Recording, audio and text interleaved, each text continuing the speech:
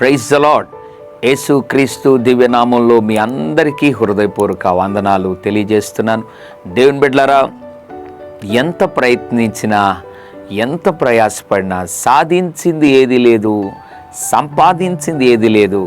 అన్ని విషయాల్లో, అన్ని పరిస్థితుల్లో ఈ రోజుటికి లేమి, దుఃఖం, కన్నీరు, వేదన ఏమి కూడా పొందుకొనింది, కూర్చుకునింది లేదా సమకూర్చుకునింది లేదు అని ఉదయకాల సమయంలో బాధపడుతున్నావు కదా. ఒకవేళ నీ వ్యాపార విషయమో, లేదా నీ పరిచర్యలో, లేదా నీ పిల్లల జీవితంలో, నీ పొలం విషయంలో, లేదా నువ్వు చేస్తున్న ఏ పని ప్రయత్నమైనా అన్నిటిలో లేమి లేమి లేమి. పెట్టుబడులు అధికంగా పెడుతున్నాను, ఏది కూడా రావటం లేదు రాబడి అని బాధపడుతున్నావా?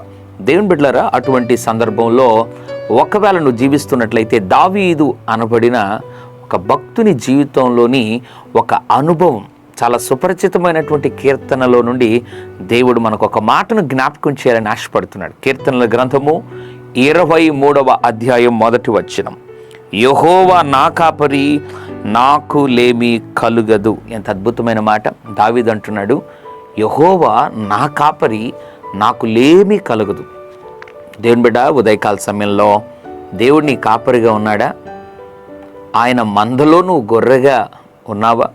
ఒకవేళ అటువంటి కాపరి గొర్రెకు ఉన్నటువంటి ఒక మంచి సంబంధం, సత్సంబంధము ప్రభువుతో నువ్వు కలిగి ఆయన నడిపింపుకు నీవు అప్పగించుకోకపోతే నీ జీవితం అంతా కష్టం, లేమి, దుఃఖం, నిన్ను కన్నీరు వెంటబడుతూనే లేదా వెంటాడుతూనే ఉంటుంది.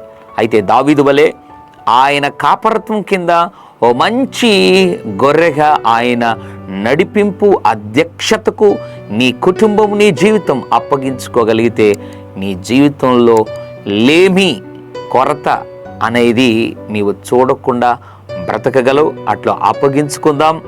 కొరత లేని, లేమి లేని జీవితాన్ని మనము అనుభవిద్దాం.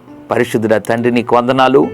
యెహోవా నా కాపరి, నాకు లేమి కలగదు అనే వాక్యము ఉదయకాల సమయంలో మీరు జ్ఞాపకం చేశారు. అవును ప్రభు, ఎంతమంది అయితే ప్రభు నీ అధ్యక్షత కింద నీకు నాయన ప్రభు లోబడి జీవించకుండా ఉన్నారో వారి జీవితంలో అందుకే ఈ కష్టం, అందుకే ఈ దుఃఖం, అందుకే ఈ లేమి అని మీరు మాట్లాడారు. ఉదయకాల సమయంలో నాయన వారి జీవితంలో లేమిని తొలగించండి, దుఃఖమును తొలగించండి, కొరతను తొలగించండి, గొప్ప ఉపశమనం వారికి అనుగ్రహించమని, సమృద్ధి దయచేయమని యేసు నామములో ప్రార్థిస్తున్నాం తండ్రి.